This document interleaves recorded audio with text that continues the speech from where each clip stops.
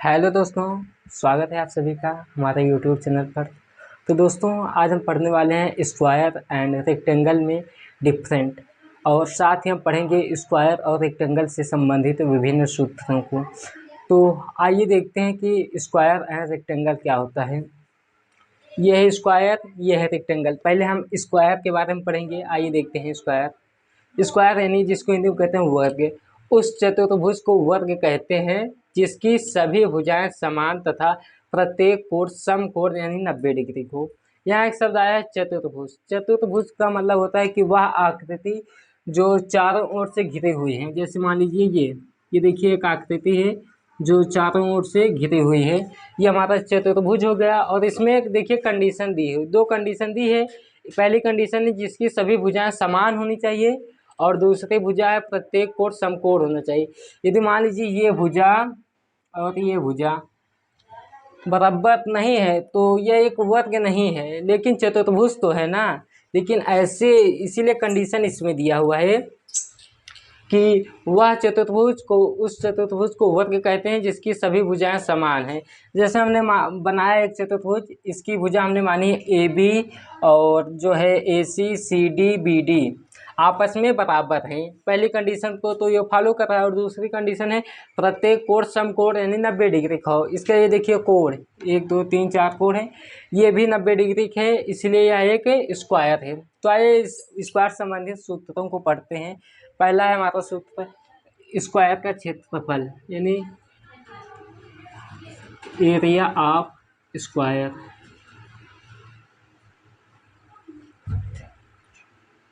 Square का क्षेत्रफल होता है हमारा भुजा स्क्वायर।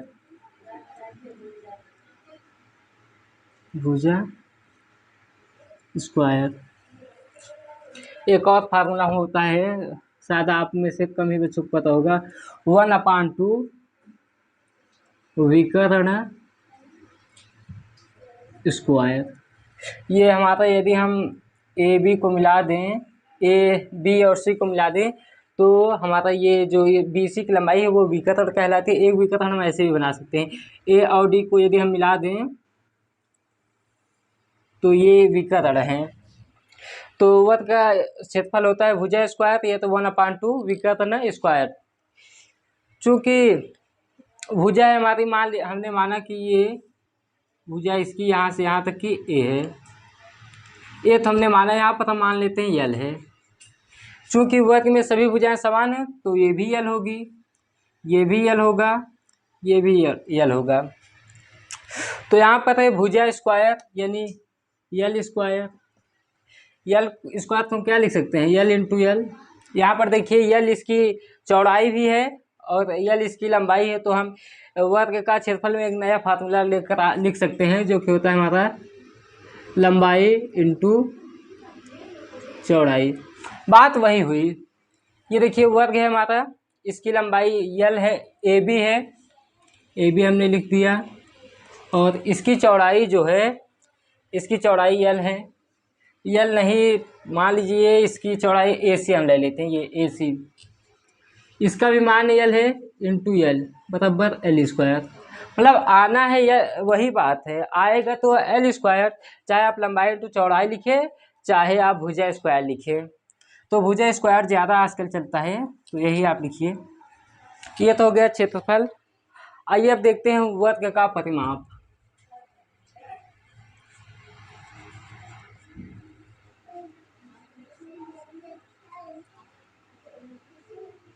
वर्ग का परिमाप आप पढ़े होंगे 4 इंटू भुजा, 4 इंटू भुजा आप इसे याद किए होंगे, वर्ग का परिमाप 4 इंटू भुजा। लेकिन मैं आपको बताने जा रहा हूँ ये कैसे आया है। देखिए इसकी भुजा ए बी है, 4 भुजाएं हैं, वो भी चारों आपस में बराबर हैं। तो किसी इसका हम यदि परिमाप निकालना चाहें तो चारों भुजाओं का योग कर दें। हम जानते हैं कि सभी लंबाइयाँ बराबर होती हैं, और लंबाइयाँ हमने यल माना है, तो चारों लंबाइयों का योग हो जाएगा l plus l plus l plus l, यानी 4 यल आ गया। और यदि हम इस फार्मूला से करें तो होगा हमारा 4 इंटू भुजा, भुजा हमारा यल, 4L इक्वल टू 4L। बात वही हुई, चाहे चारों भुजाओं का योग आप कहें या तो आप कहें 4 इंटू एक भुजा, बात वही हुई। तो हमारा हो गया वर्ग का परिमाप। आइए अब हम देखते हैं, वर्ग का क्षेत्रफल हो गया हमारा, परिमाप हो गया, और आइए देखते हैं वर्ग का विकर्ण क्या होता है। वर्ग का विकर्ण, वर्ग का विकर्ण हमारा होता है स्क्वायर रूट 2 इंटू भुजा। ये हमारा वर्ग का विकर्ण हो गया स्क्वायर रूट 2 इंटू भुजा।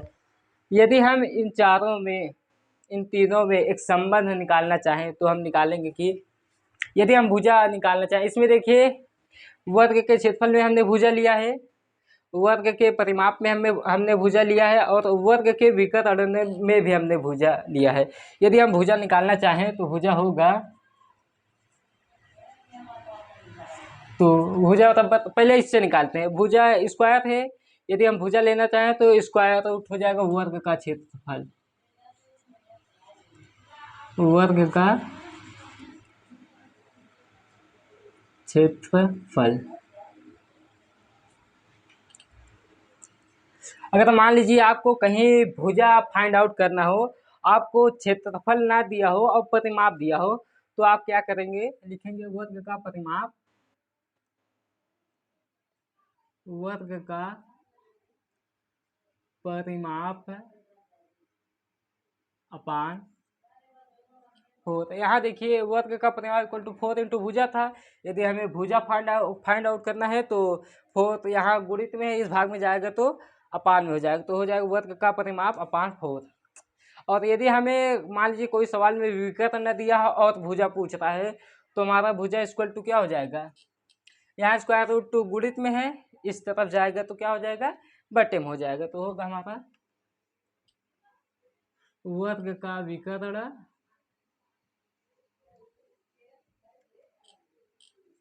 अपान स्क्वायर रूट 2।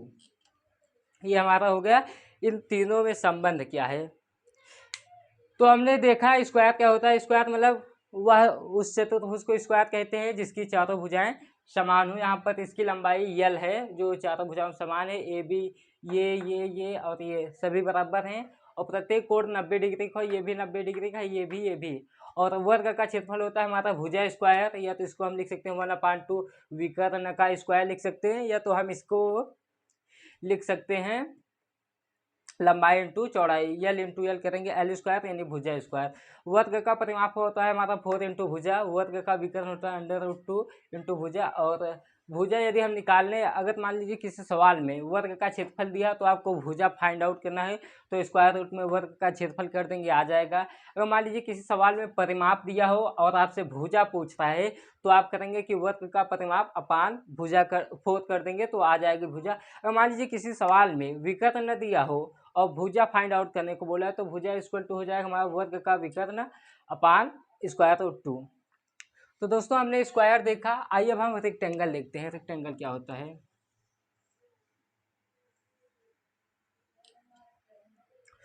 रेक्टेंगल यानी आयत हिंदी में जिसको कहते हैं, उस चतुर्भुज को आयत कहते हैं जिसके आमने सामने की भुजा समान एवं प्रत्येक कोण 90 डिग्री का हो। मतलब इसमें यह चतुर्भुज हमने बताया क्या होता है, वह आकृति जो चारों तरफ से घिरी हुई है और जिसके आमने सामने की भुजा समान। मतलब देखिए इसके सामने ये है, ए बी के सामने सी डी है, और ए सी इस वाली भुजा के सामने ये है बी डी।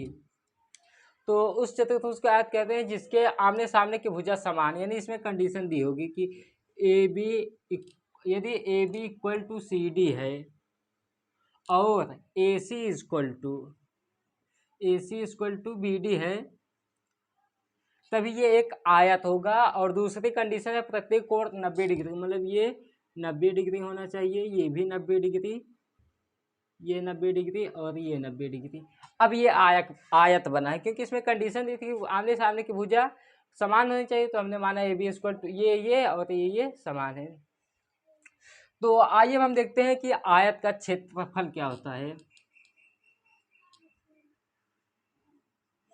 आयत का क्षेत्रफल,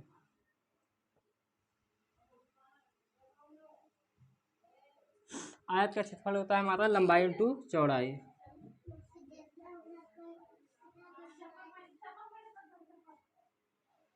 लंबाई इंटू चौड़ाई। ये तो हो गया हमारा वर्ग का क्षेत्रफल। आइए अब हम देखते हैं आयत का क्षेत्रफल। तो आइए हम देखते हैं आयत का परिमाप। आयत का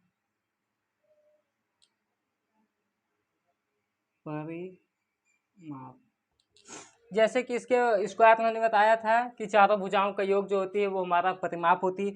उसी प्रकार इसमें भी हम यदि हम चारों भुजाओं को जोड़ लेते हैं तो हमारा आ जाता है क्या, वर्ग आयत का परिमाप। वैसे आप पढ़े होंगे 2 इंटू लंबाई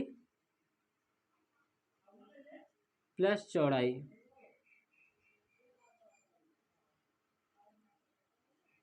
आप तो यही पढ़े होंगे कि 2 कोष्ठक में लंबाई प्लस चौड़ाई। ये आया कैसे है, आइए आइए अब हम इसको देखते हैं। जैसे कि हमने माना आयत की लंबाई ए बी है, तो A B equal to C D, इसकी लंबाई समान है तो हम मानते हैं इसकी लंबाई एल है। और हमने चौड़ाई माना है ए सी और बी डी, तो इसकी माना हमने लंबाई बी है। लंबाई हमारे पास, अब देखिए ये फार्मूला कैसे आया, इसको हम फाइंड आउट करते हैं। पहले हम चारों भुजाओं का योग करते हैं। ये लंबाई है, इसको हमने एल माना है, प्लस ये चौड़ाई है, इसको हमने बी माना है, प्लस ये लंबाई है, इसको एल माना है, प्लस ये हमारा चौड़ाई, इसको हमने बी माना है। एल 2 एल हो गया, प्लस बी 2 बी हो गया। दोनों में 2 कॉमन है, यदि हम 2 कॉमन ले लेते हैं तो हमारा क्वेश्चन में बचेगा एल प्लस बी। एल को हमने लंबाई माना है, बी को चौड़ाई माना है। तो यहाँ पर देखिए यही तो हमने लिखा था, 2 इंटू लंबाई प्लस चौड़ाई। यदि हम यहाँ एल लिख दें और यहाँ बी लिख दें तो हमारा यही तो फाउंड आउट हुआ, 2 लंबाई प्लस चौड़ाई। तो देखा आपने दोस्तों कि आयत का परिमाप कैसे 2 और कोष्ठक में लंबाई प्लस चौड़ाई हुआ। तो आइए अब हम देखते हैं कि आयत का विकर्ण क्या होता है।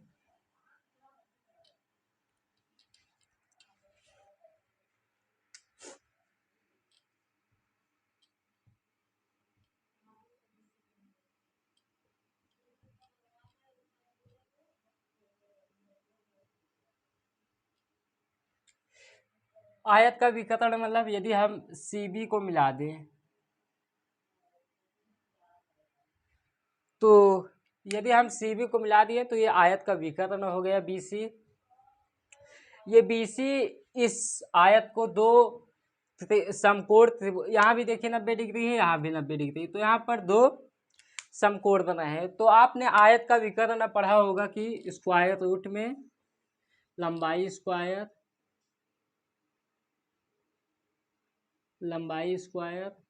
प्लस चौड़ाई स्क्वायर।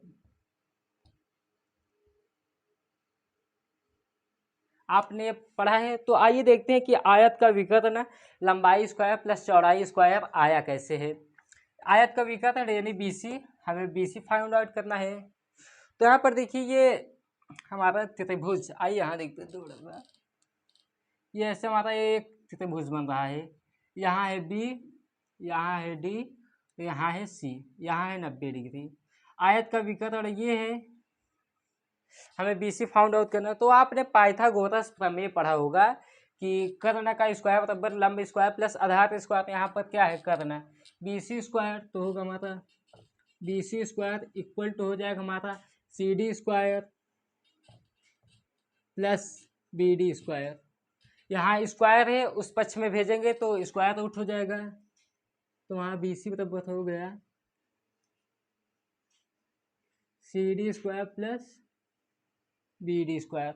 सी डी यानी ये सी डी ये है, हमने इसको क्या माना है, सी डी को यल, तो बी सी बराबर हमारा आया है स्क्वायर रूट में L square plus B D. ये हमारे बी डी है, ये बी डी है, बी डी को हमने माना है बी, तो आया हमारा बी स्क्वायर। तो हमने ये देखिए आयत का विकर्ण में हमने यही लिखा था कि स्क्वायर रूट में लंबाई स्क्वायर प्लस चौड़ाई स्क्वायर। लंबाई को हमने यल माना है, चौड़ाई को हमने बी माना है। तो दोस्तों आपने देखा कि ये आयत का विकर्ण, ये स्क्वायर रूट में लंबाई स्क्वायर प्लस चौड़ाई स्क्वायर आया कैसे। यहाँ पर पाइथागोरस हमने प्रमेय लगाया, चूंकि ये 90 डिग्री है तो B C square equal to C D square plus B D square, और हमने पक्षांतर के नियमों से फाउंड आउट किया तो बी सी इक्वल टू आया हमारा स्क्वायर रूट में L square plus B square.